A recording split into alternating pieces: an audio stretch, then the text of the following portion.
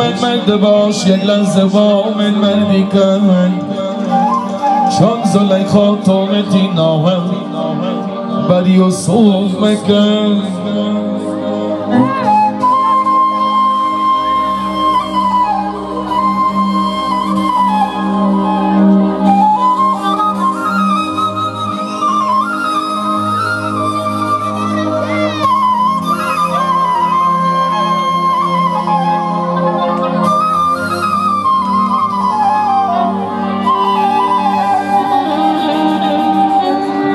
ما و تو یار و رفیق و هم برادر گشتیم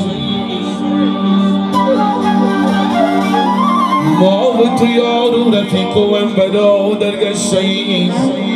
خورده ایم نان از دسترخوان بد نمکدان توف مکن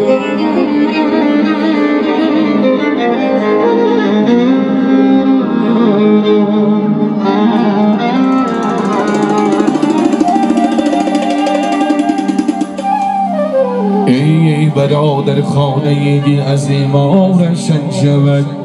شاخه تر در نگیرد بیاد پوپوف مکن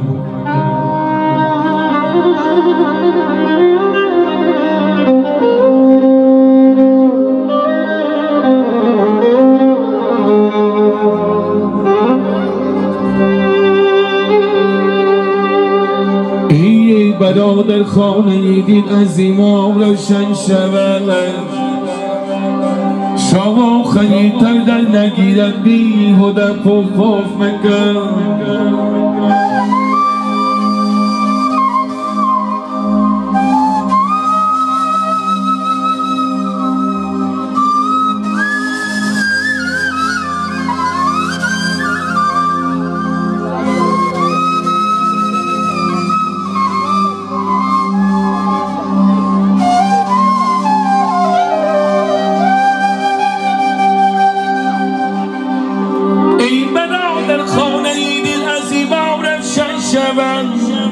شاخه تر در نگیرد بیهوده پوف مکن